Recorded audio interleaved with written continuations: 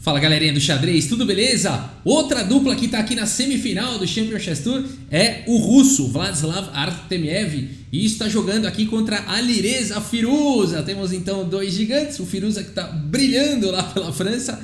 Vamos dar uma olhada então nessa partida, esses dois gigantes. Artemiev abre aqui com o peão da dama, D4.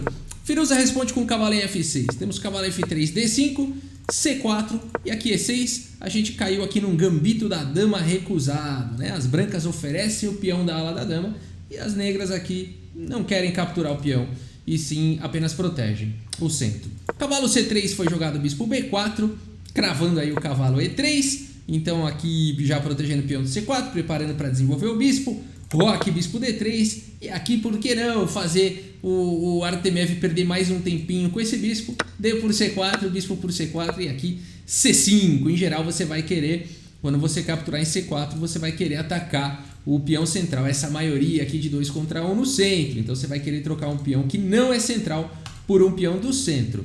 C5, olha que legal. Roque foi jogado, cavalo C6, a pressão no centro continua. A3 atacou o bispo A5 e aqui bispo D3. O bispo volta para casa que ele queria, que ele gosta tanto.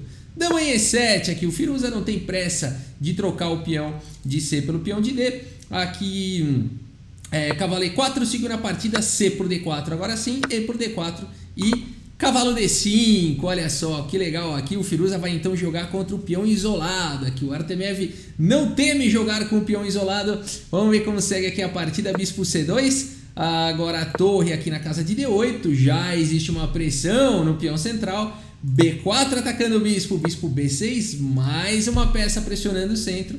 E aqui dama D3, o Artemiev vai para um ataque agora na ala do rei. Bela reação aqui. E5 foi jogado pelo Firuza. Agora cavalo C3, olha só o Artemiev ameaçando uma sequência aqui de mate em 2. Cavalo em F6 foi jogado, controlando, agora protegendo lá em H7. E aqui bispo G5, o Artemiev começou a colocar esse ataque todo, esse contra-jogo, né? Ele viu que estava tomando uma pressão aqui no centro e foi para esse contra-jogo que é atacar lá em H7. E aqui então o Firuza vai para esse lance cavalo por D4, olha só quanta coragem, né? Quanta coragem e cálculo também. Aqui você pode falar o seguinte, puxa, mas aí não foi legal esse lance, porque agora toma lá em F6, está atacando a dama, vai capturar em H7, o Artemiev vai ficar muito bem aqui. Na verdade não rola fazer isso, não foi jogado o bispo por F6, porque aqui o Firuza teria primeiro o cavalo por F3, cheque. E aqui atacando a dama, praticamente aqui, bom, a dama também está atacada, depois de G por F3, poderia seguir aqui dama por F6, capturando aqui o bispo simplesmente. E depois de dama por H7, cheque, rei F8, não existe sequência de ataque. As pretas conseguem se proteger aqui e a gente teria essa debilidade toda aqui na posição do Artemiev, né? Seria uma possibilidade de jogar assim, alto risco, mas a gente vê que não tem vitória, não ganha em nenhum dos lados, né? Então aqui o Artemiev prefere não seguir para essa linha muito maluca e vai com o cavalo aqui em E4. Então, pressionando aqui em F6, né? A partida seguiu com o bispo em F5, agora pelo Firuza. Que partida é essa, né? Agora cravou aqui a contra-cravada, né? Aqui a pressão toda em F6 e agora o Firuza que cravou aqui o cavalo. A gente não dá nem para entender o que está acontecendo. A partida seguiu com bispo por F6, G por F6, cavalo por D4, bispo por D4 e dama em F3, saindo aí da cravada. O cavalo por enquanto está muito bem protegido. Bispo G6, o bispo fica em segurança e agora a torre de A em E1, trazendo mais uma proteção para o cavalo. Existe uma pressão aqui em F6, né? O ponto todo é que você está com o cavalo cravado aqui, o bispo está solto aqui em C2, então não dá ainda para capturar o peão de F6. Rei G7 foi jogado pelo Firuza, trazendo mais uma proteção lá para F6. E agora bispo B1, o bispo finalmente está protegido. F5 foi jogado, o Firuza segue com contra-jogo e a gente tem também nessa partida, assim como na do Carlsen da semifinal, esse tema, né, de par de bispos contra bispo e cavalo. E a gente viu quando tem essa situação que a gente tem que fazer, abrir a posição, avançar os peões, buscar rupturas e tudo mais. Vamos ver, cavalo G3, F4, cavalo em F5, cheque. E aqui então o Artemiev conseguiu forçar a troca de um dos bispos, legal.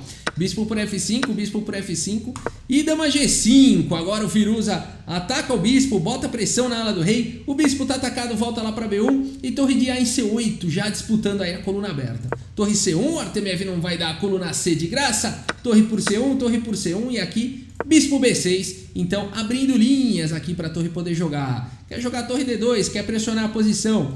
E aqui o momento crítico da partida, é difícil de achar um lance, principalmente as partidas aqui são partidas rápidas, né? 15 minutos para cada jogador, com 10 segundos de acréscimo, e é difícil de encontrar uma continuação aqui. Existem algumas maneiras de você querer lidar com essa pressão que está começando a existir aqui em F2, e o Artemiev escolheu uma opção talvez um pouco passiva com torre em F1, talvez um pouco mais ativa aqui fosse jogar a torre D1, né, disputando aí pela coluna D, depois de, por exemplo, o bispo D4, torre C1, sempre tentando aí colocar a torre numa coluna aberta, e depois de um H5, bispo D3 ou bispo E4, acho que bispo D3 talvez um pouco mais preciso, poderia seguir uma partida aqui com chances para os dois lados, né? Mas numa posição difícil o Artemiev vai para esse lance e talvez ele seja passivo demais. Vamos ver como é que o Firuza segue aqui. Torre D2, já de qualquer maneira a torre na sétima. E aqui o Artemiev aproveita então para recuperar um peão, faz dama por B7, oba, igualei o material. E nessa posição o Firuza vai para um ataque fantástico, fantástico. Se você quiser dar pause nessa posição e tentar encontrar esse ataque agora do Firuza, pretas jogam e ganham nessa posição, sensacional, realmente vale a pena se você quiser tentar achar, e eu espero que você tenha encontrado. Que lance maravilhoso, aqui F3, aqui ó, exclama duas, olha que lance fantástico. O Firuza entrega 2 peões na sequência, entregou em B7 e agora entregou aqui em F3. Bom, você tem que capturar esse peão, né? Isso aqui não dá para você jogar qualquer outra coisa, senão vai levar checkmate. Então aqui dama por F3 foi jogado. E agora a continuação maravilhosa aqui do Firuza, olha só que beleza, né? Torre por F2. Rafa, não entendi o que o F3 teve a ver com tudo isso. Por que entregar esse peão foi bom e o que está acontecendo agora? Eu não estou entendendo muito bem. Bom, vamos lá. A chave de tudo do lance F3 é poder abrir a diagonal aqui da dama, seguir na sequência com torre F2 e ameaçar dama C1. Essa é a chave da posição. Depois de F3, dama por F3, seguiu na partida. Agora a torre por F2 e o ponto todo é o seguinte: as brancas não podem jogar a torre por F2 porque a torre fica cravada e tá vindo dama C1, cheque com sequência de checkmate. A dama tem que cobrir e a dama vai capturar com mate. Por isso F3 foi um lance tão maravilhoso, né? Ele abre aqui linhas para dama. E depois de dama por F3, torre por F2, as brancas têm um problema, né? Porque aqui a dama está ameaçada, existe pressão em G2, existe todo tipo de cheque descoberto. Se você capturar de torre, a gente viu que está vindo mate. O que fazer aqui? O Artemiev então vai para uma decisão de entregar agora a dama e vai jogar torre bispo contra a dama. Vamos ver. Dama por F2 seguindo a partida, bispo por F2 e aqui rei por F2 então, e a gente vai ter essa partida torre e bispo contra a dama. Às vezes os grandes mestres continuam jogando quando tem torre e bispo contra a dama. Dama D2, cheque, o ponto todo é que o Firuza tem um peão passado aqui, eu acho que isso faz toda a diferença.